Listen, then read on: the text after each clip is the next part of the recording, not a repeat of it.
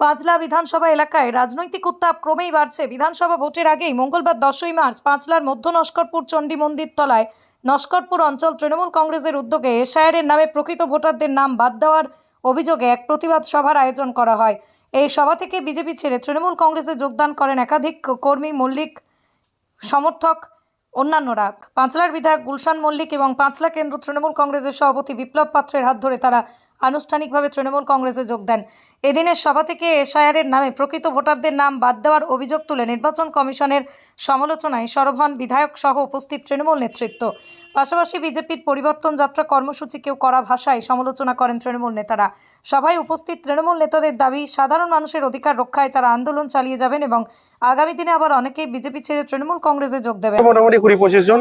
কেন যোগ দিলাম বলতে, এলাকার উন্নয়নের আমাদের যেভাবে উন্নয়ন হচ্ছে, আমাদের বিধায়ক গুলশান মল্লিক মহাশয় ওনার সাথে আরো যাতে সহযোগিতা করতে পারি, এই কারণে।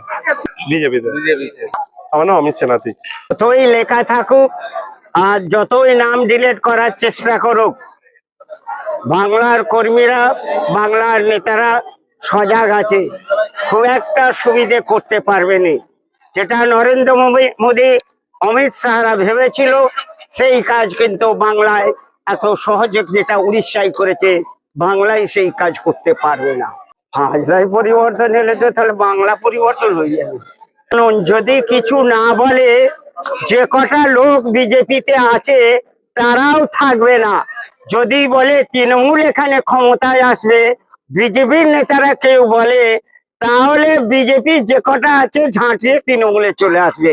সেই জন্য তারা নিজেদের দলটাকে রাখার জন্য, বাঁচানোর জন্য চেষ্টা করছে, মিথ্যা কথা বলে আজকে মানুষকে ভুল বোঝাচ্ছে যে আগামী দিনে বিজেপি ক্ষমতায় আসবে। বিজেপি বিগত দিনে 215টা সিট নিয়ে বাংলায় তৃণমূল ক্ষমতায় এসেছিল এককভাবে। এবারে 250 সিট নিয়ে তৃণমূল এককভাবে ক্ষমতায় আসবে।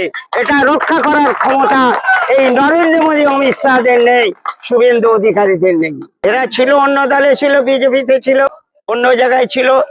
এই যে বাংলার উন্নয়ন দেখে, মমতা ব্যানার্জির কাজ দেখে আজকে তৃণমূল কংগ্রেসে, শুধু এইখানে নয়, দলে দলে সারা পাঁচলার বিভিন্ন জায়গায় প্রতিদিনই আজকে তৃণমূল কংগ্রেসে জয়েন করছে। শুনুন, এরা আগামী দিনে, বিগত দিনে এরা তৃণমূল, কেউ কেউ ব্যাপারটার মধ্যে ছিল সিপিএম টিপিএম করতো।